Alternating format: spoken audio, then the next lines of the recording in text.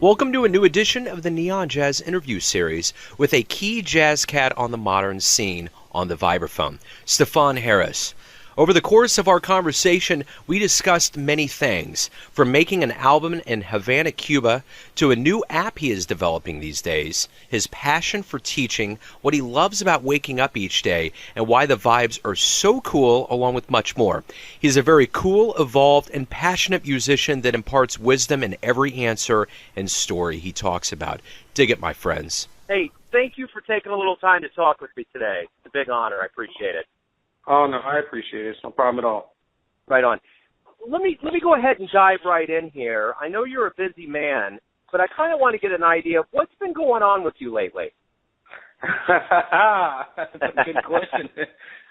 Well, you know, as an artist, I've always felt that it's very important to allow yourself space to grow.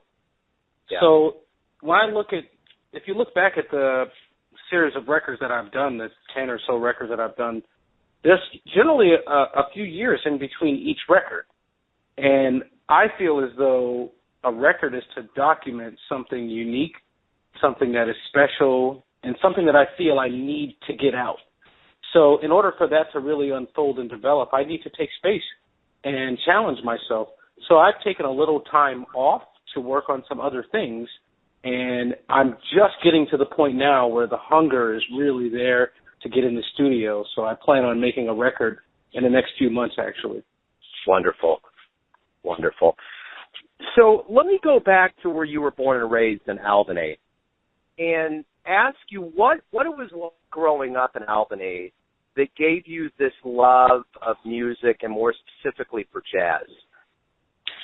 You know, it's interesting. I think my love for music goes beyond style.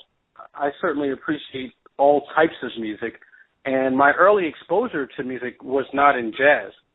My mother's a Pentecostal minister, so I grew up in the black church, and I heard lots of really soulful, authentic gospel music. Yeah. And also just hearing a lot of great soul music around the house growing up.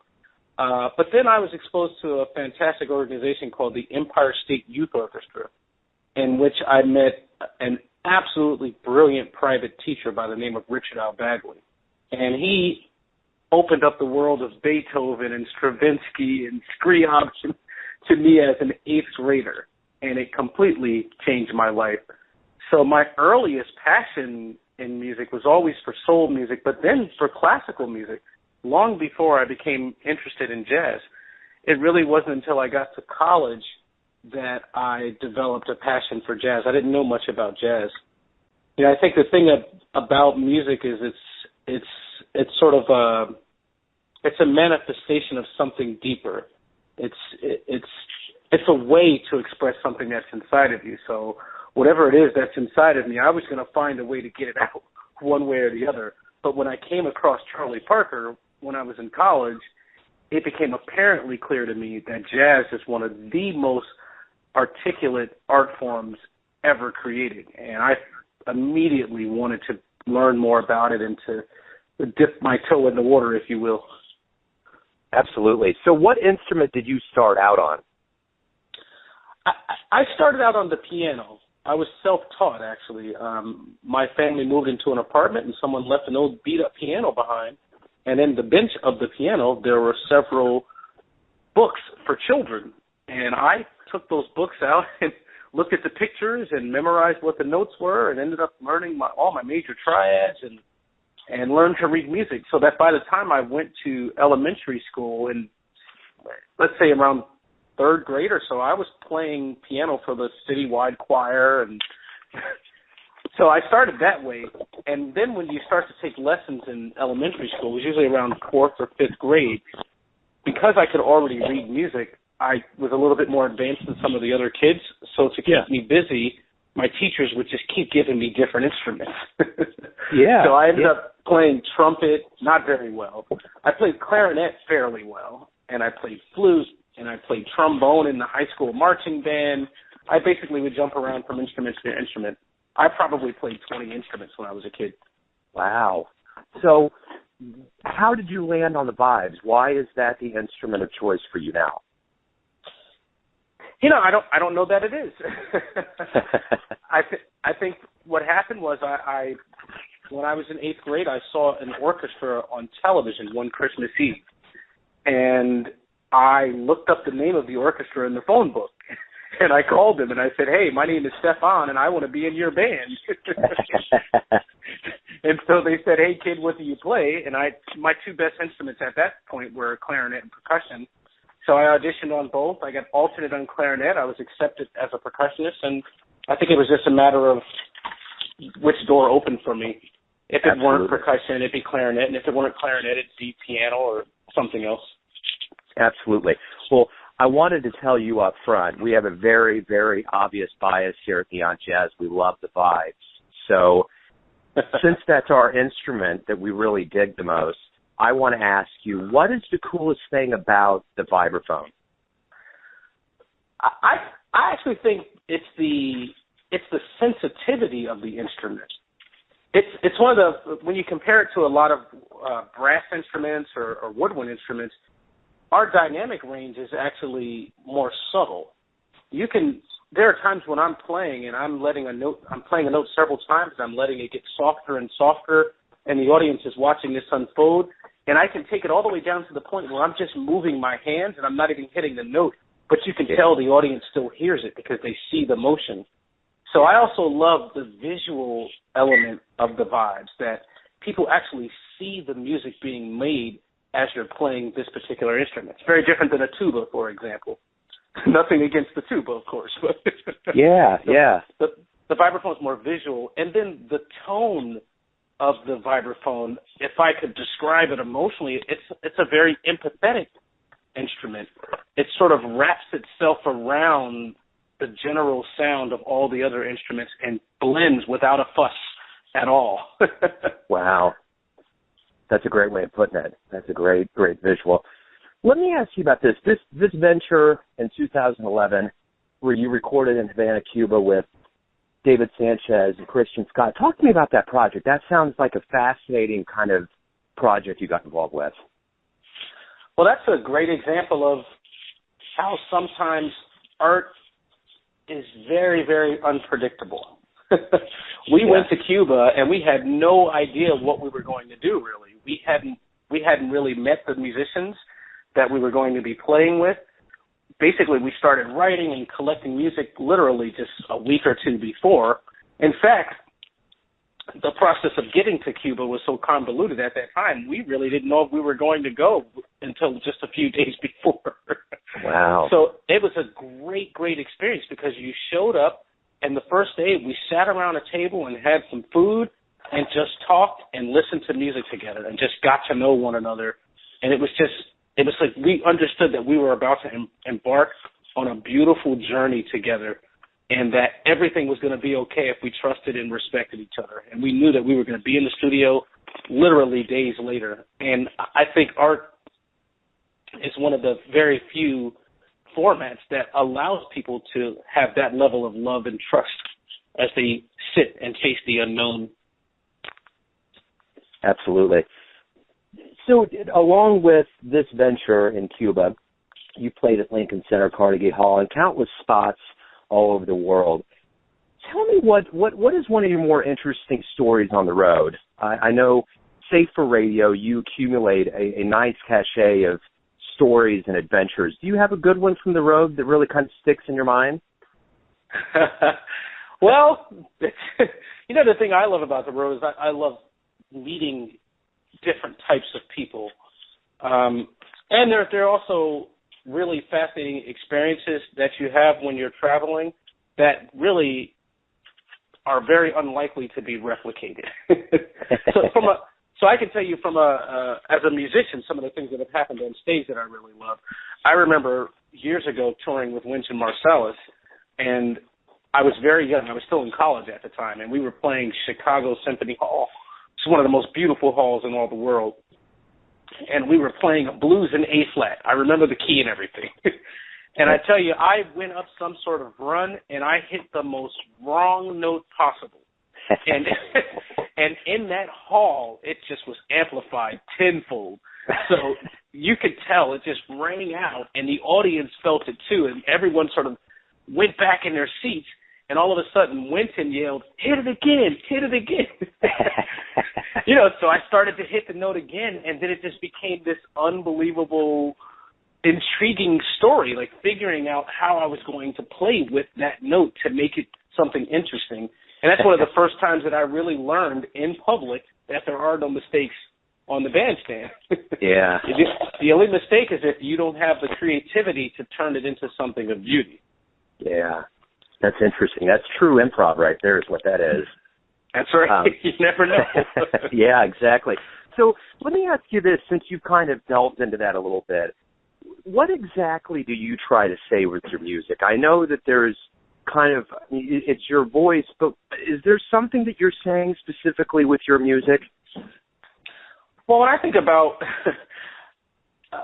what I would like to share with the world in terms of my personal values, I think what's most fundamental to what we do is the value of empathy. That first and foremost, we begin with the principle of the unknown, and when you don't know, you end up putting your knowledge in its proper place. Yeah. And what you end up doing is you end up listening first if you don't know what's going to happen, so that you can figure out what's happening in your environment. You're not prejudiced towards ideas when you're dealing with truly spontaneous, improvised music. And I hope to share with people that type of connectivity and the beautiful benefits of leading with empathy before we form opinions about others.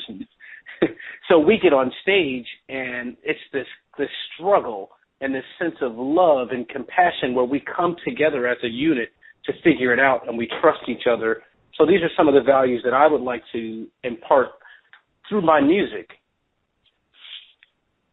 So speaking of all those musicians that you played with and learned with, you've been with Joe Henderson, Whit Marsalis, as you mentioned, Milt Jackson, Dr. Billy Taylor. The list goes on and on and on. What is it like to climb on stage with those kinds of legends and luminaries, with the amount of experience and just them being forces? How does it feel to get up next to people like that and play? That's a great question. Well, first of all, it's truly an honor. I mean, I'm sure people say that all the time, but for me, I feel the gravity of the moment when I step on the bandstand with someone who is of that caliber. I understand very clearly that these are people who are responsible for the creation of this music that I've developed, that I've dedicated my life to. So I take it very seriously, and I try to accept that I belong there. That's the biggest challenge, right? You don't want to judge yourself, especially when you're improvising. You have to learn to control your ego and just to let go. So the first thing for me is really just accepting that I've been asked to be in a situation, that there is love, and it's my turn. It's my responsibility to help carry this music forward. Once I can quiet the mind with that sort of philosophy, it's just a matter of letting go and just enjoying the moment. Because these practitioners that you mentioned, these are just brilliant human beings, and music just happens to be one way in which they have chosen to express their brilliance. But many of these musicians are equally brilliant off the bandstand as they are on. And speaking of that brilliance, you've been around such brilliance and such great musicians.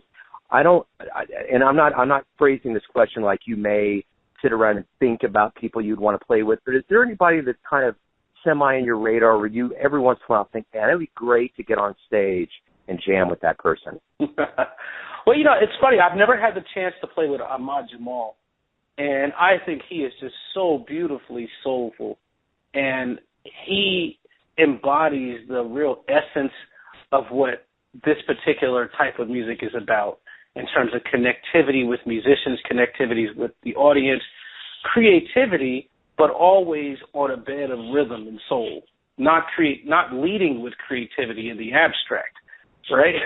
It's ultimately about authenticity. And whenever I've seen Ahmad Jamal play, I'm just always blown away by his imagination and his feeling and his fearlessness to be an individual. It's absolutely beautiful. Yeah, absolutely. So along with all the music you've played, you've gotten a lot of honors. You've had 4 Grammy nominations and many other awards. Is there one that I wouldn't not that it's your favorite, but is there an award that you got that really kind of hit you in a certain way and you're like, man, that was cool? Just something that maybe it was where you were at when it happened or a particular setting. Is there something, award that really kind of means something special to you? Oh, that's a tough question because I wouldn't want to devalue any of the honors that I've been fortunate enough to be blessed with, you know. So they all mean a great deal given a certain period in my life, what's going on in that moment. But really, I think one of the greatest rewards that I'm receiving in my development is the reward of watching a student grow. I absolutely love teaching. It's truly my life passion as much as performing, certainly 50-50. And to come to the end of the semester and the emails that I might get from some students thanking me for the process that we've gone through over the years and seeing their growth and development, those emails really make me emotional. Yeah. Well, and I was going to ask you about the distance learning lab. Talk to me a little bit about that. Well, so as a vibraphonist, one of the challenges is the idea that I don't travel with my instrument.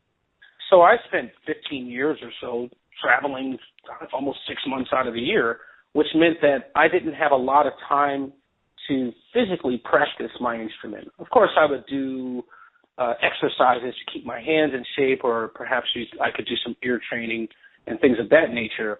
But for the most part, I couldn't practice. And then I reached a point where I felt that touring alone wasn't going to help me achieve my goal. I'm confident that I could get on stage and play, but I have very, very high standards for myself, and I'm an extremely ambitious person.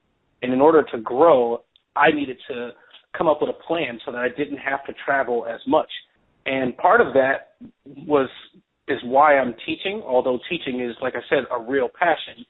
And in order to teach in a way that's going to affect things on a national and international level, you need to be out there. So I came up with the idea of setting up a distance learning studio in my home and connecting with other universities so that I can still stay connected as an educator and as a musician, but I can do it from my home.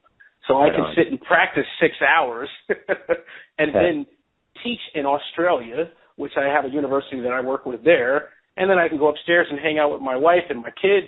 It's absolutely perfect. Yeah, that's cool, man. It's very cool. Is there a core tenet that you kind of adhere to when you teach your kids, something that you really want to give them at the end of the proverbial day when students leave your teaching? What do you want them to learn? Well, I like to tell them that what it is that I'm showing them should be very apparent in the way that I'm leading my own life. That if they watch the way that I teach, if they watch the way that I'm working on my own projects, they should see that there's an extreme passion, there's a lot of vision, and there's a lot of dedication, and I accept that it's my obligation to dream and to come up with a plan to manifest the ambition of my dream. So it's not even so much about you should practice this, this, and this.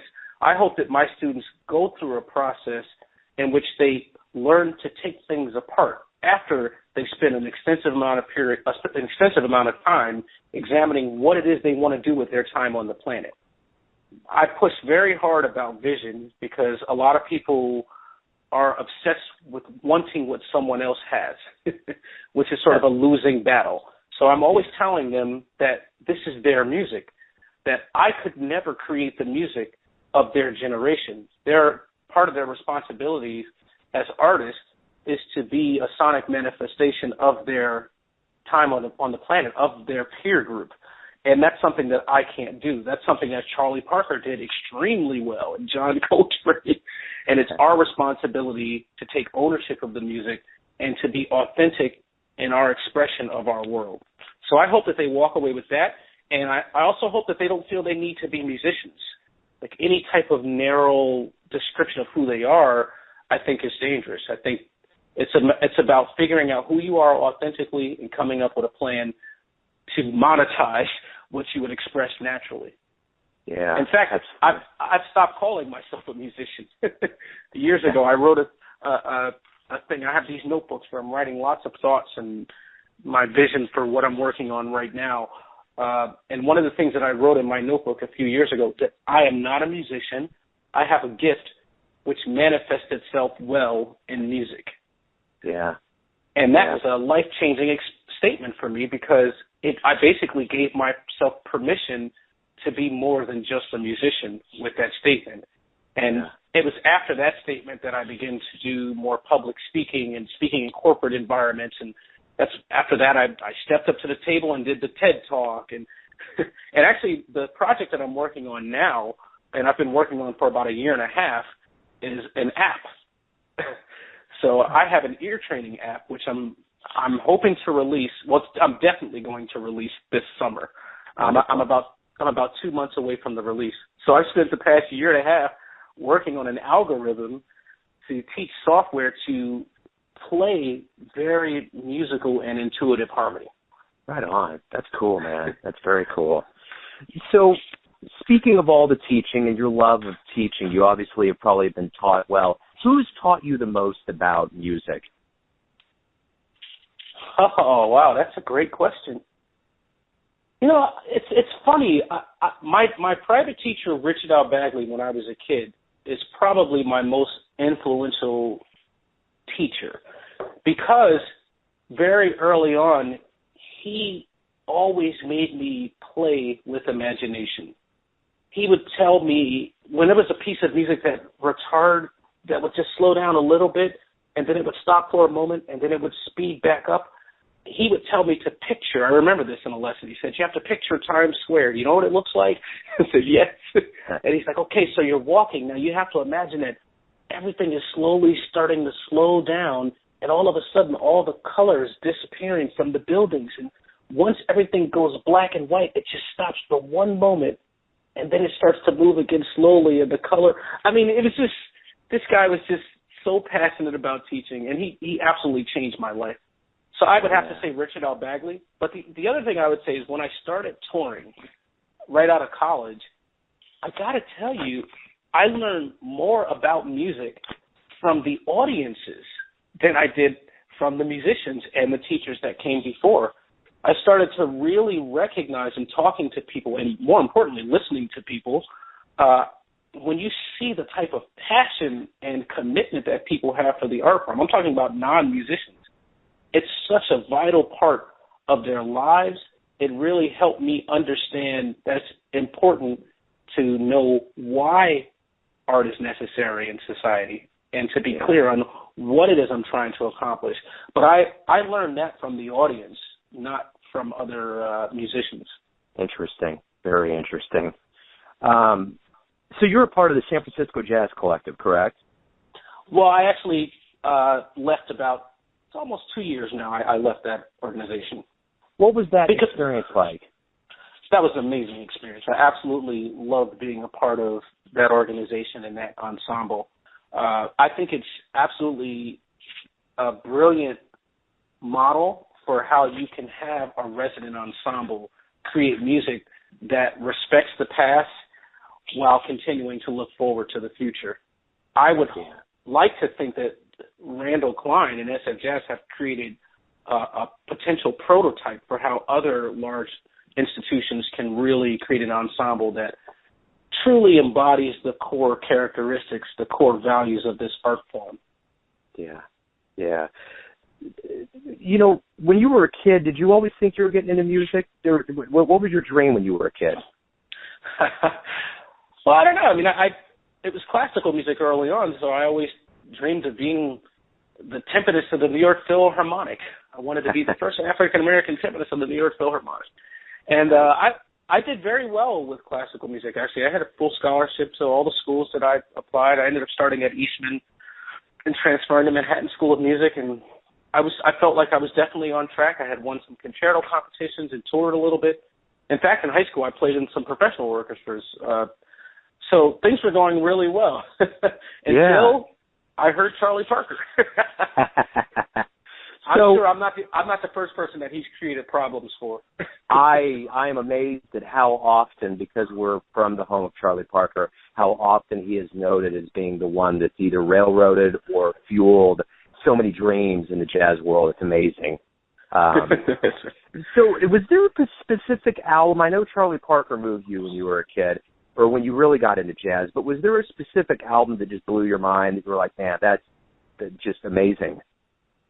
Well, I can tell you, I can very clearly remember the first straight-ahead jazz album that I listened to was in college. It was Charlie Parker's Now's the Time. And there was a really great pianist there at school from Israel. His name's Tamir Hendelman. He actually plays with John Clayton now. He was a grad student when I came in as a freshman, and he sat me down at the piano and started to explain to me what was going on as I was listening to it. And I was thinking, are you kidding me? He's making this up, and he's keeping track of the chord progressions. He's reacting to what Max Roach is doing on the drums.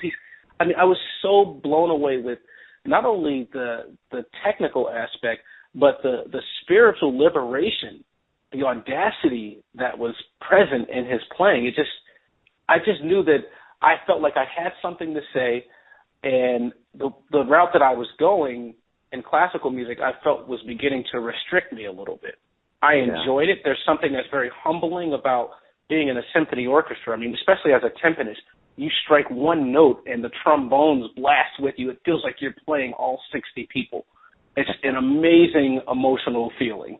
But I felt like the way I grew up, the neighborhood that I was from, my family, and you know, what was in my heart, I couldn't exactly express it unapologetically in that culture.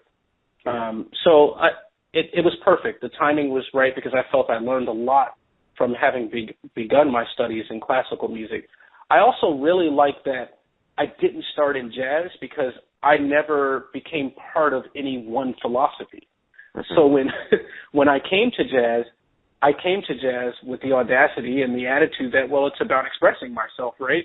I don't have to copy people, and I can learn from others. Obviously, it behooves us all to do that, but my goal was never to just be the greatest bebop player. I always immediately thought I should write a song about what happened yesterday.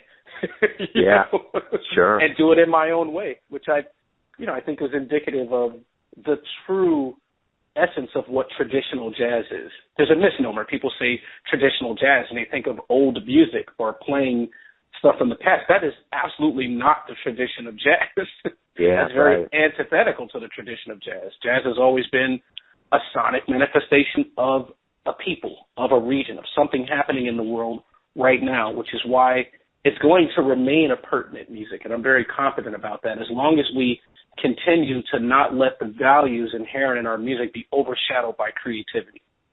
Creativity is overrated in a lot of ways. Yeah, absolutely.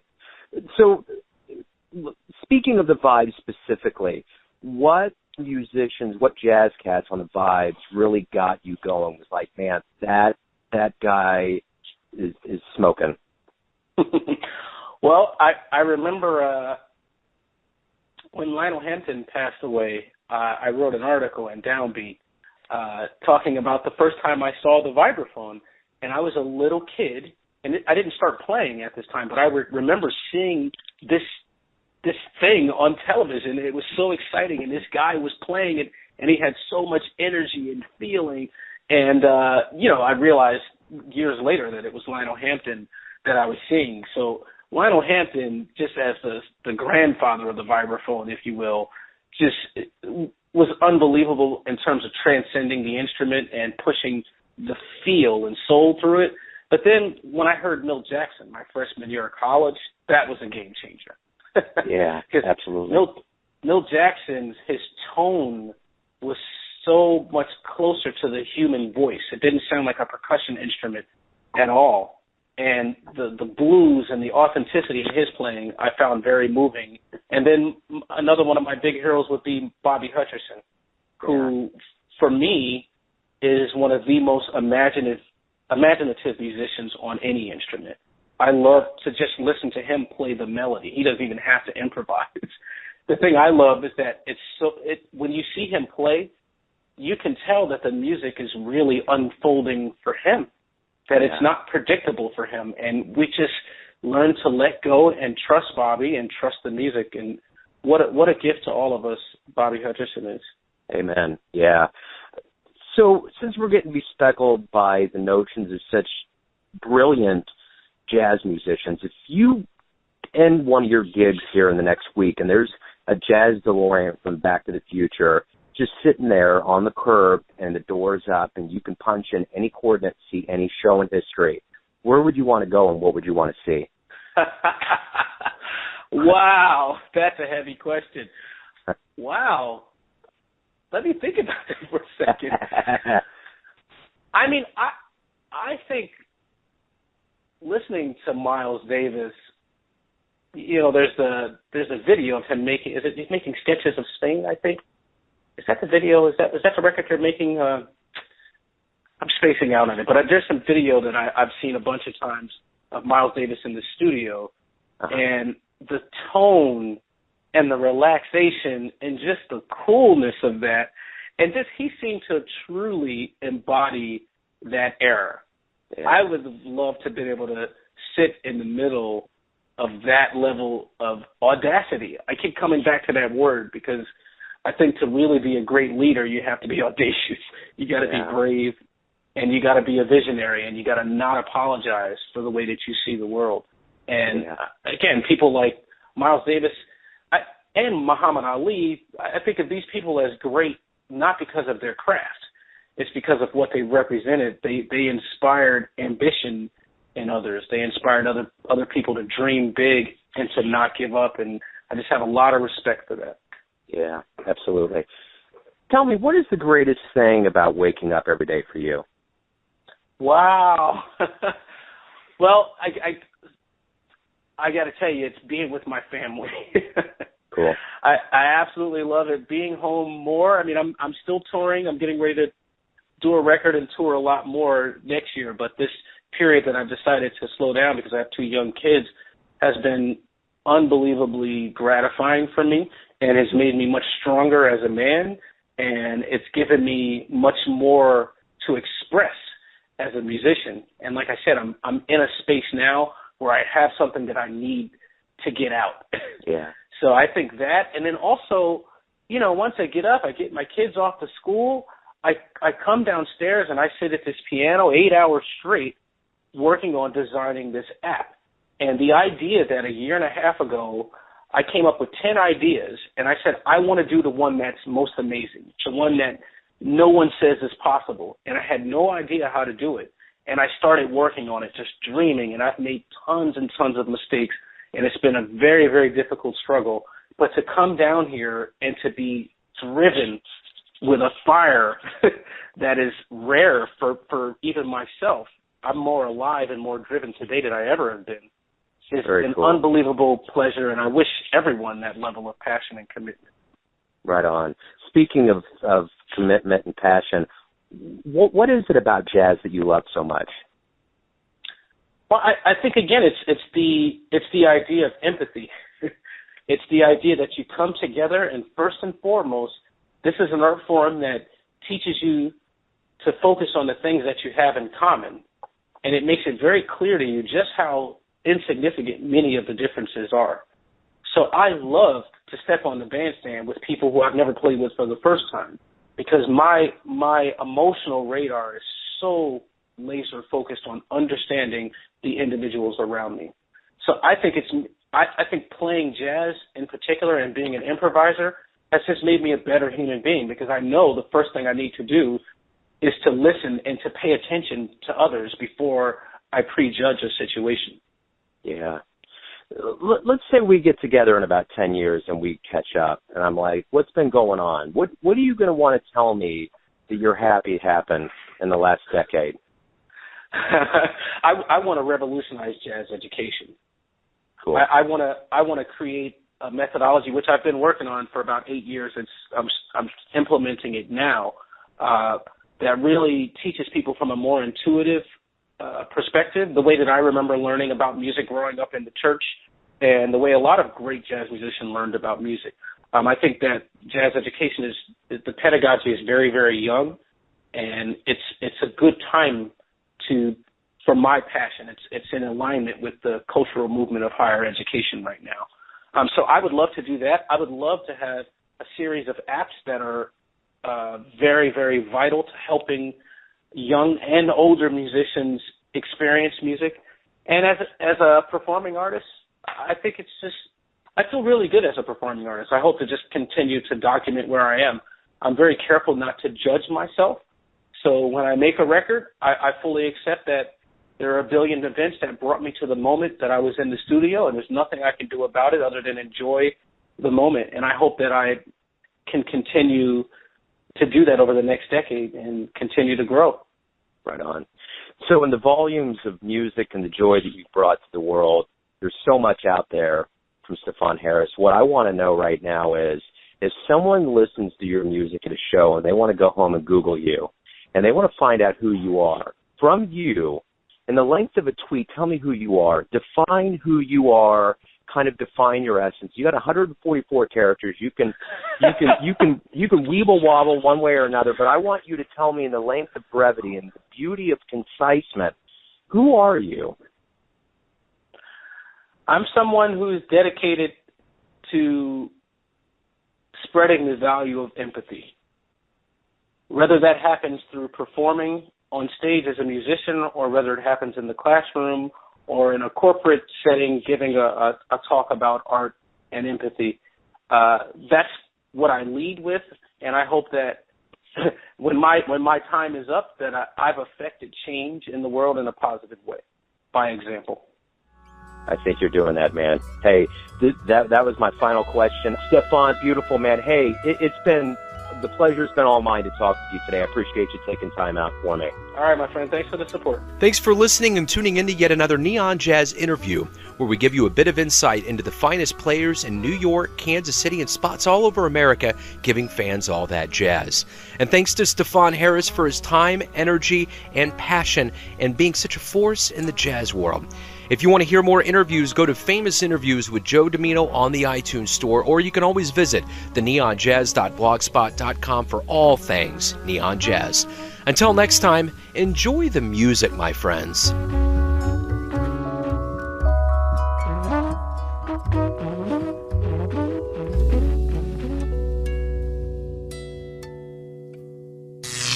Neon Jazz.